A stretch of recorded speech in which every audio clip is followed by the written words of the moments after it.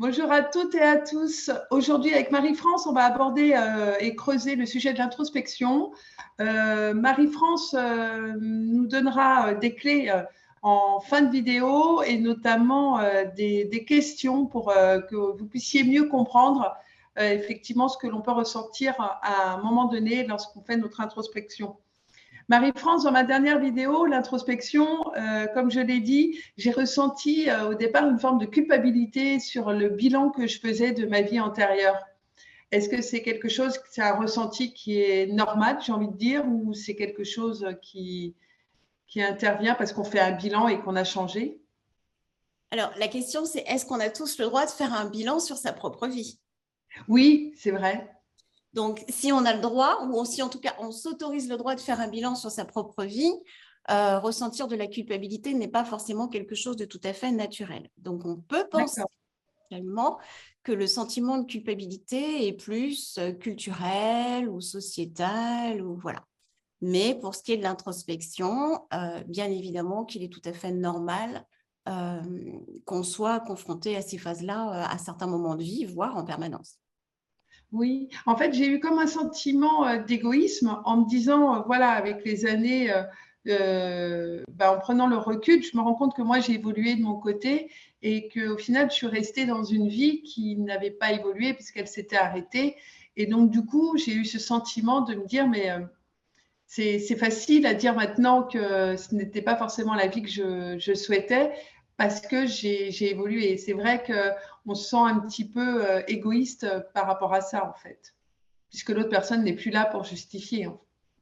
Oui, alors là, ce dont tu parles, c'est effectivement le côté introspection sur ta vie personnelle au regard de ce que tu as vécu ou pas vécu, parce que bon, ce que je comprends en arrière, en fond, en tâche de fond, c'est que Oui, pas effectivement de ton conjoint voilà, qui nous a quittés. Euh, oui, L'introspection, en général, ce sont des choses qui peuvent arriver, des phases de vie qui peuvent arriver quand on a des difficultés, quand on vit un événement qui nous bouleverse, ou voilà, il y a des choses qui peuvent bouger, qui peuvent changer dans les fondations hein, qu'on a déjà installées. Euh, il y a aussi des personnes qui font des phases d'introspection quotidiennes et qui sont dans ce mouvement permanent sans même plus se poser la question de se dire est-ce que je suis en train de faire une introspection ou pas. L'introspection, qu'est-ce que ça veut dire? C'est regarder à l'intérieur de soi. Voilà.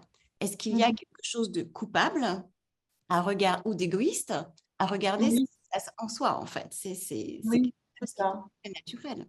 Et tu as Mhm. aussi des personnes qui sont en introspection sans le savoir. C'est se questionner sur ce qu'on est, sur ce qu'on ressent, sur nos pensées, sur voilà.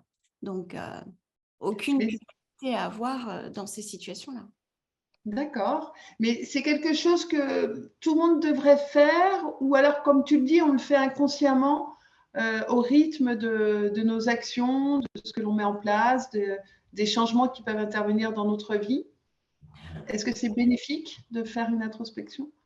C'est bénéfique de faire une introspection. Moi, ce que je dis aux personnes avec lesquelles je travaille, c'est que à partir du moment où on est en questionnement, c'est qu'on se sent plus ou moins consciemment à un palier d'évolution. C'est-à-dire D'accord. on est sur un palier, on se pose plus ou moins les questions qui font que on va pouvoir déclencher des choses qui ensuite vont nous permettre d'évoluer vers une autre situation et un autre état d'être. D'accord. Donc, c'est quelque chose qui, de toute façon, même si quand on le vit, on n'est pas forcément à l'aise à se poser les questions, je ne sais pas si on entend mon chien. Oui. Voilà, pour ceux qui entendent des bruits particuliers, j'ai un gros chien à la maison et alors, voilà. Effectivement, comme tu disais, l'introspection est bénéfique. Euh, Pourquoi l'introspection se déclenche en nous? Est-ce qu'il y a des facteurs qui sont des déclencheurs de dire ah, il faut que je me pose maintenant et que je réfléchisse à ma vie? Oui, ça peut être quelque chose une action que tu vas mettre en place parce que tu vas délibérément choisir de te poser les questions qui, d'accord? Oui. Après, l'introspection peut, comme je te dis, se faire de façon plus ou moins consciente.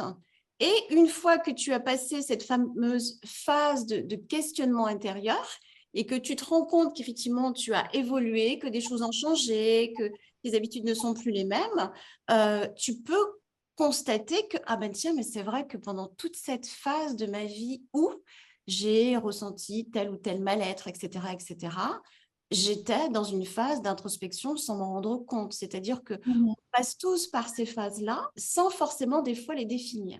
D'accord? Mhm. Voilà. D'accord, peut-être ce sentiment de quand j'ai commencé l'introspection à me dire mais en fait c'est long quoi, ça demande du temps. Des fois on revient sur certains sujets, parce que effectivement je me suis rendu compte que j'ai évolué, donc j'ai une autre réflexion sur une autre prise de recul. Parfois des gens se disent non mais moi je vais changer, dans 48 heures je suis plus la même.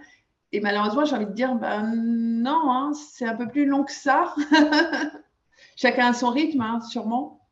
Oui, alors chacun a son rythme et chacun son niveau de connaissance de soi et son niveau de prise de conscience. D'accord? Mhm. L'introspection, c'est effectivement avoir une observation de ses ressentis intérieurs et une observation de sa propre conscience. D'accord? D'accord. Donc, tu as, selon ton niveau de conscience et ton niveau d'observation et d'analyse de ton état d'être, un rythme qui va être plus ou moins rapide. Et ça va bien évidemment aussi dépendre des moments de vie que tu es en train de traverser. C'est ça, d'accord. C'est-à-dire, tu vas te poser des questions sur le fait que tu as perdu un travail ou que tu as des problèmes de relationnel dans ton travail et tu vas te remettre en question, tu vas te demander ce qui se passe en toi, pourquoi, est-ce que c'est toi qui en es la cause, etc. Ça va te prendre un certain temps, d'accord? Tu vas avoir des personnes qui vont se dire, OK, j'arrête de me poser les questions, je considère que c'est quelque chose qui n'est pas pour moi, je coupe et je change. Tu vas Mhm. personnes qui vont se dire j'ai envie d'y rester, etc., etc. Bon, voilà, et qui vont avoir un autre cheminement de pensée. Ça va être peut-être un peu plus long. Pour une personne qui vit un deuil, ce qui a été ton cas, effectivement, les process peuvent être beaucoup plus longs et c'est quelque chose de tout à fait, je dirais pas normal parce qu'il n'y a pas de normes par rapport à ça, mais quelque chose de naturel. D'accord. Alors, quelles sont les clés pour débuter une introspection ou être sûr qu'on est dedans, on ne se juge pas, comment on peut faire?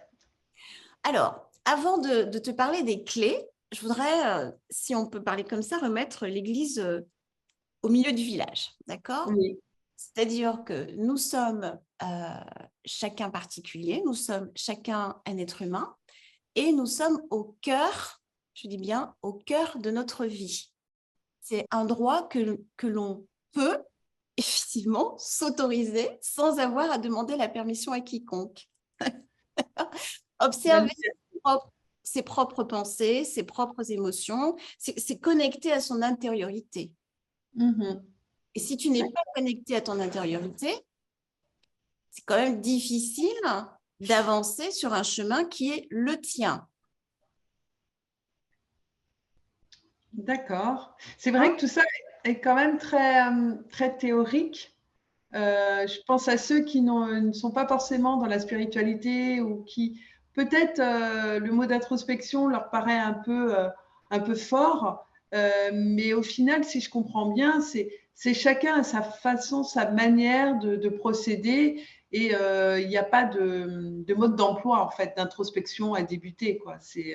Chacun le ressent comme il le souhaite. Alors, chacun ne le ressent pas comme il le souhaite, chacun ressent. Oh, pas aujourd'hui.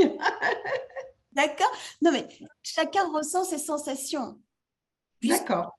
on est dans l'analyse de la propre connaissance de soi, de sa propre conscience et de sa propre intériorité. Si je suis très en colère parce qu'il s'est passé un événement à ce moment-là et je reviens à moi, je me recentre en me disant, OK, tu vas te calmer. Là, qu'est-ce que tu ressens? Qu'est-ce qui s'est mal passé? Qu'est-ce que tu n'as pas accepté? Etc., etc. Tu laisses effectivement la pression, la tension redescendre et tu es dans l'observation de ce que tu ressens pour ensuite revenir vers l'événement ou la personne qui a causé, voilà, de Mhm. façon choisie, hein, j'entends, oui, c'est un très vif petit moment d'introspection. Mais tu vois, voilà. Après, le fait de vivre une phase plus difficile, effectivement, de deuil, c'est aussi un retour à soi. La méthodologie n'est pas forcément écrite, on fait avec les armes qu'on a. On se fait accompagner, on ne se fait pas accompagner, on va vers des livres qui peuvent effectivement nous guider, nous aider à nous poser les bonnes questions. Mais chacun, Il fait son introspection. chacun effectivement, il n'y a pas de protocole établi. Bah, écoute, c'est très clair. Ça permet de dédramatiser, entre guillemets, quand on entend le mot introspection, on a l'impression que voilà, c'est quelque chose de lourd, de difficile, mais en fait, oui et non, quoi. C'est chacun met son curseur, si je comprends bien, dans la profondeur de son analyse personnelle. Oui, j'ai envie de te dire, quand tu es en introspection, tu te poses des questions sur ton état d'être. L'introspection ne se fait pas forcément quand on passe un moment difficile. Mhm. Ça peut être connecté à son intériorité, justement, parce que quand des personnes ont l'habitude de se poser, d'être connectées à elles-mêmes, à leur intériorité, c'est une connexion qui devient nourrissante. D'accord. Voilà, on se nourrit de notre propre intériorité. Est-ce que à ce moment-là, je suis bien? Qu'est-ce que je ressens? Qu'est-ce que ça me fait? Ça me fait du bien, tu vois. Mhm. Pas forcément dans des moments difficiles qu'on se met en introspection. Il y a par exemple des personnes qui vont te dire, OK, je suis en introspection quand je médite, Mhm. par exemple. Mais Bien sûr. tu vas avoir d'autres personnes qui vont te dire, OK, bon, là, je vais me couper un petit peu de l'extérieur. Je vais m'accorder une pause, méditation, réflexion. Ça peut ne pas être de la méditation. Tu as des personnes qui sont plutôt cartésiennes, tu vois, mais qui vont quand même se recentrer de façon différente. Et c'est quelque chose de ressourçant qui va leur faire du bien parce que ça leur permet justement de revenir à elles, de fermer Mhm. ses écoutilles et de faire un point à un moment T, que ce soit dans la journée ou dans une phase de vie, et de se dire, OK, j'en suis là. Euh, qu'est-ce qui me fait du bien? Qu'est-ce que je peux ressortir de positif de ça? Comment je le transforme? Quelles sont les actions que je vais poser par rapport à ce que j'ai observé? Tu vois, D'accord. une personne qui, par exemple, se sent triste pendant un certain temps, va interroger son sentiment de tristesse. Et elle va Mhm. voilà. Et là, tu rentres et pourquoi? OK, donc peut-être que si ça me rend triste de façon plus ou moins permanente, qu'est-ce que je peux changer et comment? Mhm. Tu vois? Je comprends. D'accord. Hein? L'introspection, c'est le gros sujet du développement personnel. C'est la Mhm. base du développement personnel qui fait que, à partir du moment où tu es capable de te centrer et de savoir ce que tu ressens, à quel moment et pourquoi, tu seras de façon beaucoup plus fluide en interaction avec effectivement l'extérieur de toi, c'est-à-dire tes amis, ton travail, etc., etc. Le mouvement, c'est je suis centrée et ensuite, voilà, comment j'extériorise tout ça. Comment j'interagis avec mon environnement, en fait. C'est passionnant, hein, franchement. On apprend beaucoup de choses. Oui, c'est la base de la vie. C'est la base de la vie. Il y a une phrase que quand tu m'as dit j'aimerais bien qu'on fasse le sujet introspection qui m'avait, je me suis dit, vraiment, il faut que je retourne sur cette chose-là parce que moi, à une certaine époque, ça m'avait beaucoup interpellée et beaucoup marqué.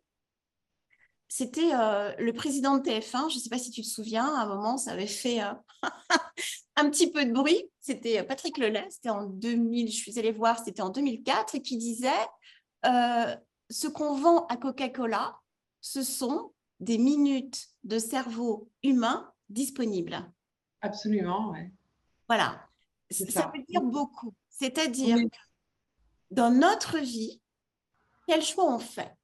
C'est-à-dire, on fait le choix de revenir à soi, de s'autoriser de penser à soi et de comprendre qui on est, d'accord?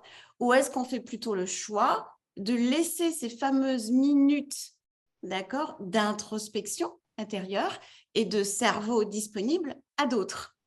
Mhm. Là, Complètement. tu vois, je rentre dans un débat qui moi, me monopolise beaucoup, d'accord?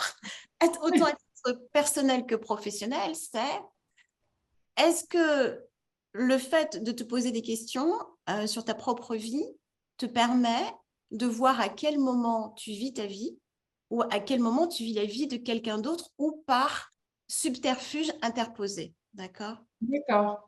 Ça, c'est une grande question de ce qu'on vit en ce moment et de notre société. Donc là, je pense plus précisément à tout ce qui nous distrait, les réseaux sociaux, etc. À quel Ouais. moment on vit sa vie? Ou est-ce qu'on Ouais. vit, est-ce qu'on vit à côté de ses chaussures? Est-ce que quand on vit un événement, quelque chose où on prend du temps pour une activité, est-ce qu'on est dans ses chaussures en train de vivre sa propre vie et de marcher sur son propre chemin? Ou est-ce qu'on est à côté de ses pompes, excuse-moi l'expression, et où à ce moment-là, on vit la vie de quelqu'un d'autre?